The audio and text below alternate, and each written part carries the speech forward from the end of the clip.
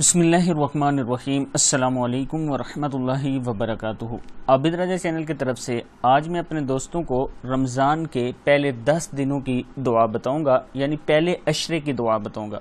اس سے پہلے میں اپنے تمام دوستوں سے گزارش کروں گا کہ اگر آپ نے ابھی تک میرے چینل عابد رضا کو سبسکرائب نہیں کیا تو ضرور کر لیں۔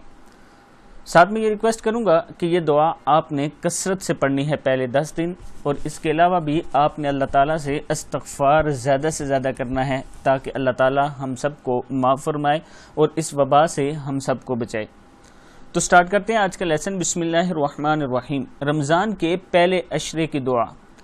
رب اغفر وارحم وانت خیر الراحمین۔ کیا ہے؟